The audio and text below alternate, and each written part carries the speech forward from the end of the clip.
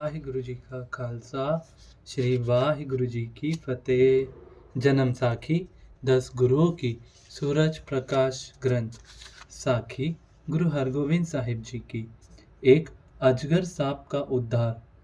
कागत गांव जो जोधपुर के साथ एक दिन गुरुजी अपने योद्धा लेकर जब शिकार खेलने गए तो रास्ते में गुरुजी घोड़े से उतरकर एक वृक्ष के नीचे खड़े हो गए।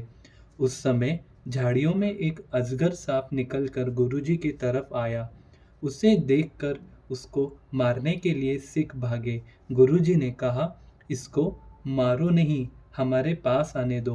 जब सिख आगे से हट गए तो अजगर रपटता हुआ गुरुजी के पास पहुंच गया। गुरुजी ने अजगर के सिर पर अपने दाएं पांव का अंगूठा टिका दिया। गुरुजी के ऐसे करने से अजगर का सारा शरीर फूट पड़ा और वह तत्काल ही मर गया। उसके फूटे हुए शरीर में से छोटे छोटे बहुत से कीड़े उबल उबर कर निकलने लगे। गुरुजी ने कहा कि देखो भाई सिखो, पहले जन्म में यह अजगर एक बड़ा महंता था। लोग इसकी बहुत पूजा मान्यता करते थे और बहुत पदार्थ इसको बैठा करते थे। यह जितने इसके शरीर में आप कीड़े देखते हो, यह सब इसके चेले थे। यह इनसे धन पदार्थ लेकर खाता रहता था, परंतु इसकी भलाई के लिए कोई भजन स्मरण नहीं करता था और न ही इन चेलों के जीवन के सुधार के लिए कोई नेक उपदेश देता था। अपने खाने पीने और अहंकार में ही जीवन व्यतीत करता था।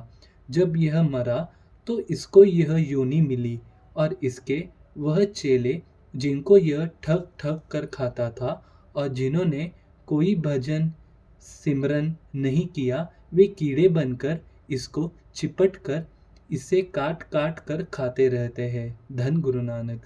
संस्कार में न हो इसका अपना उद्धार हुआ और न ही इसने अपने शिष्यों का उद्धार किया। अत जो पुरुष अपने प्रभु के लिए बहुत शिक्षा बनाकर पूजा का धन धान्य खाते हैं, उनकी यह गति होती है। अब हमारी शरण में आने के कारण इसकी यह गति हो गई है। पूजा का धन धान्य खाने से पुरुष को अनेक रोग लग जाते हैं। इसलिए अपनी नेक कमाई करके खाना सदा सुखदायी होता है। धन गुरु नानक।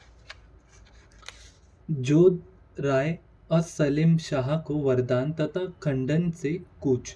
जब कुछ दिन निवास करके गुरुजी कंगत से तैयार हुए तो जोधपुर की स्त्री ने हाथ जोड़कर नम्रता सहित गुरुजी से पूछा कि महाराज, आप फिर हमें कब दर्शन देंगे। गुरुजी ने तब वचन किया, हम जब दशम चोला धारण करेंगे तब आपके घर में आएंगे और आपकी संतान को निहाल करेंगे। तुम्हारे वंश में बहुत सुख रहेगा और आप राज्य सुख भोगोगे। दूसरे दिन गुरुजी ने कंगत से तैयारी करके नगारा बजवा दिया।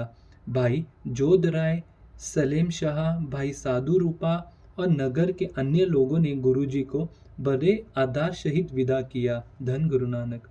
गुरुजी अपने सिख सैनिकों सहित यहाँ से चलकर पहिच गांव, गुजरावा जिला लुधियाना पहुँचे।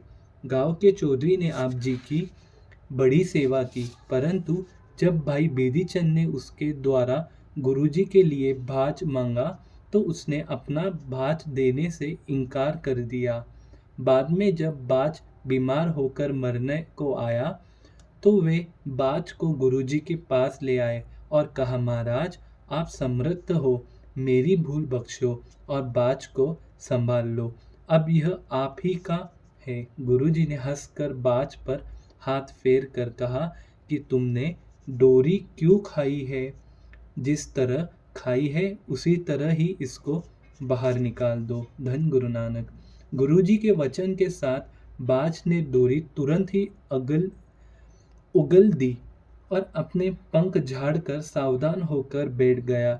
यह अद्भुत चमत्कार देखकर चौधरी ने बड़ी श्रद्धा और प्रेम के साथ गुरुजी की सिक्की धारण कर ली और उनको बहुत सेवा की। धन गुरु नानक। वाहिगुरु जी का खालसा श्री वाहिगुरु जी की फतेह। धन गुरु नानक, धन गुरु नानक।